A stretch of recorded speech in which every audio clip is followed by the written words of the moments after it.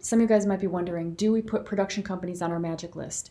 Yes, you can put them on your magic list, but know that you're not going to be reaching out directly to production companies, but I want you to know about them and know the names at the top of your mind so that when people say, oh yeah, I'm working for this company, you'll be like, oh yeah, I know those guys. Oh yeah, I know that company. Oh, I've heard of that company, because they'll be on your magic list, okay? Number two, what about these ENG crewing companies? What is that? So ENG stands for electronic news gathering, and crewing companies is the same thing. They're gathering news, they're gathering interviews, they're doing behind the scenes. They're small crews. They're crewing companies, meaning they're companies that provide crews for people. Crews, C-R-E-W, crew.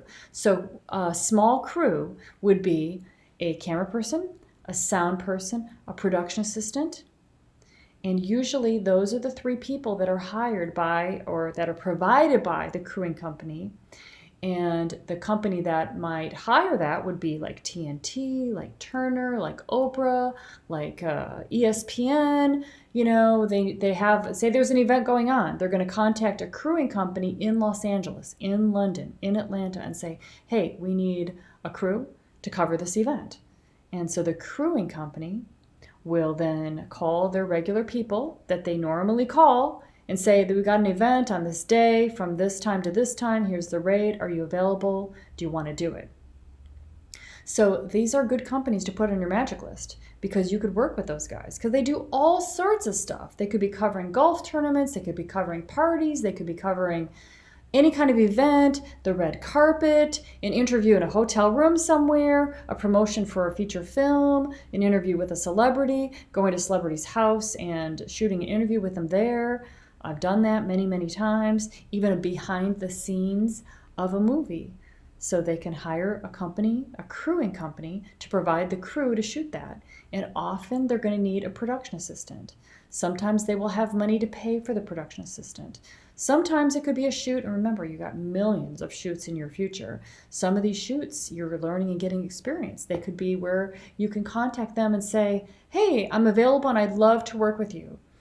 And I could even volunteer my time while, you get to know me. And if they have a small shoot, then they may hire you to work for free. And maybe you're helping with the cables. Maybe you're carrying cases. Maybe there is a golf tournament. You're helping the whole time. You're handling paperwork. What often happens is that they usually cough up some money for you. Even if they agreed to hire you for free, they usually cough up money for you if it's professional.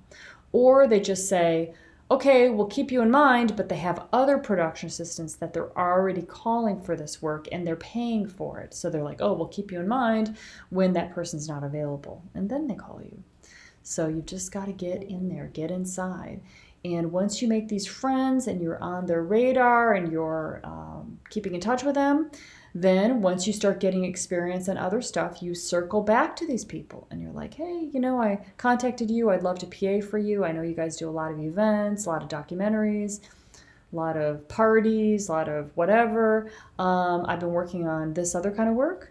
I've been working on shorts. I've been working on a couple student films. I've been working with the BBC now, worked on this show and just wanted to let you know what I'm up to. And I would love to work with you again if there's an opportunity.